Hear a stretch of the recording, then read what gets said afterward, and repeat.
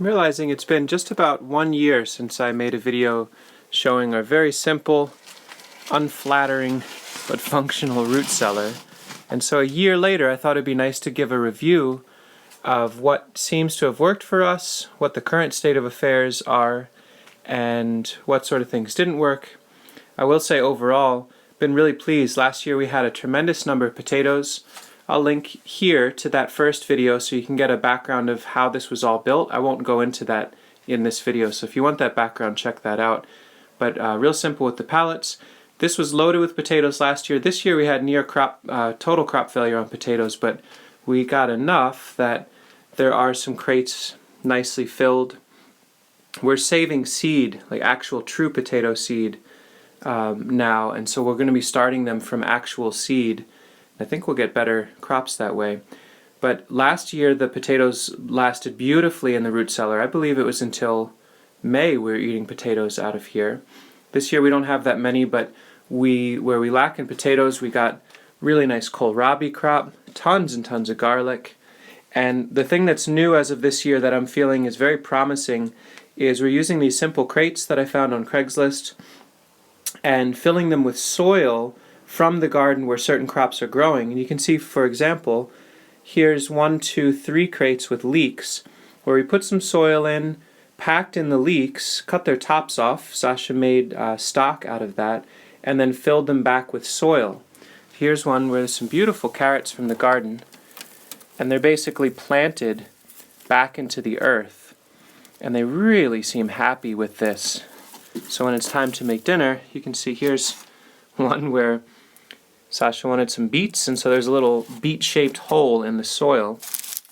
And these crops, as long as they're buried in the soil, there you go, seem to be very happy in here. Here we are in mid-December. I think as long as we make sure this soil doesn't dry out, maybe we bring some fresh soil to top things off, these should just coast through the winter.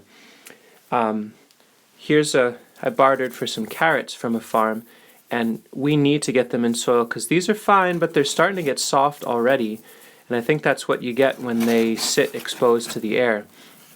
So definitely lesson learned there is root crops really seem to thrive if we can afford the space and time to actually bury them back in the soil. So that's been promising. So here's some more. I think these are some rutabagas, really nice big beauties. Whole bunch of radishes, storage radishes. And this is also where I'm overwintering. You can't really see it back in there, but there's 2 containers of yacon, where I talk about in another video, which wouldn't survive in our soil outdoors. It's supposed to be 15 degrees in the next few nights. But down in here it should survive and be ready for the spring. And you can see we've got, even though we planted a lot of garlic, there is ample amounts left. I'm trying to store the garlic a little higher in here because it doesn't need to be as cold as the rest of the things. We probably have about maybe 100 pounds to enjoy. Thanks to all of you who ordered our seed garlic. It was really nice to be able to sell that and get that out into the world. And we've got a nice amount to share with friends and family.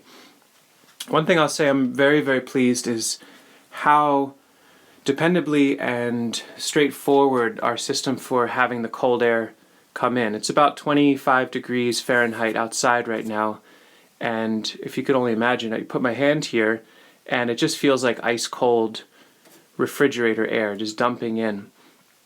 That's all there is. This whole system is cold air. Well, obviously there's more to it with the insulation and all that, but from the standpoint of making it cold, there it is. There's our refrigerator, a tube to the outside. One thing we learned this year is Sasha made a bunch of sauerkraut in the summer when the crops were ripe, and there just simply wasn't enough cold air coming in, and so the sauerkraut actually rotted, and so we had to send that to the chickens. Our takeaway from that is to try to grow crops that will come to fruition much later in the season, October, November, and make sauerkrauts then, so that it can be cold enough for them to enjoy it. You can see it's very stable, right around 43 Fahrenheit in here. If I insulated better, it could get colder, but that's a fine enough temperature for now. I think the humidity could be a little higher for the crops, but since the things that are there you go.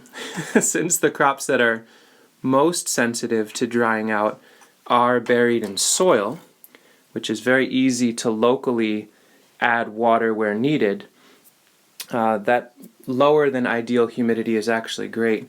Interesting. It's climbing quickly now. I wonder if it's because I opened the door in here. Another thing I've learned, yacon, the tubers themselves, I dug these out when I made that video. They're already getting very soft. So it seems like a kind of crop, if you're going to harvest in the fall, you want to enjoy it in the fall. That is not incredible storage right there for it to be.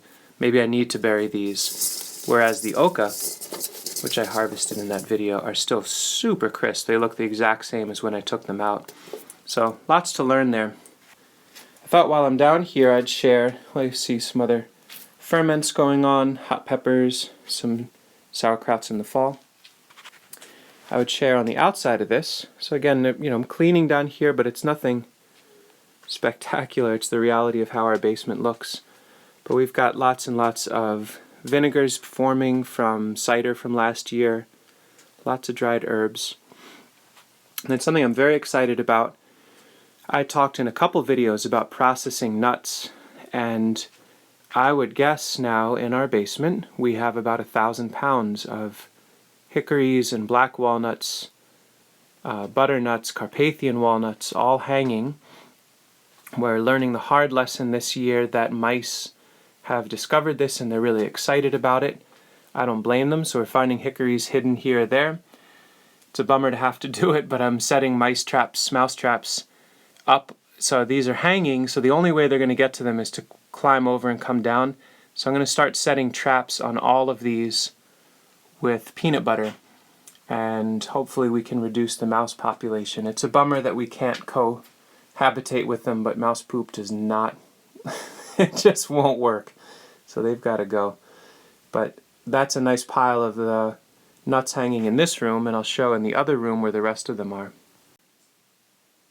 So this is the other room in our basement, the laundry room.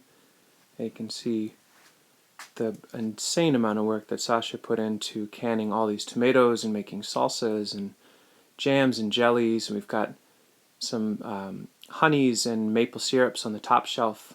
It's a whole lot of really rich meals to be enjoyed from that set there. And then more squash. The squash does not want to be in a root cellar. I think if it's that cool, it'll actually rot, from what I understand of it. So these are on shelves in a room that's closer to 55, 60, 55 Fahrenheit on average, and a little bit lower humidity. And you can see we've got nuts. This needs to be dealt with sooner than later. This is a great way to ask for mice to come in, is to have them in piles where they can walk around on them.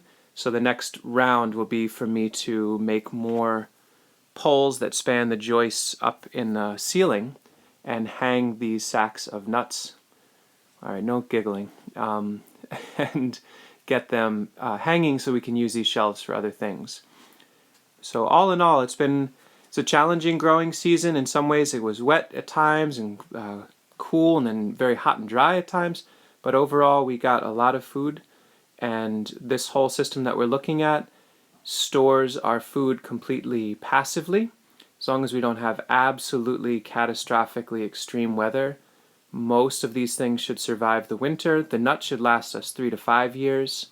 The squash should last us until, February, March.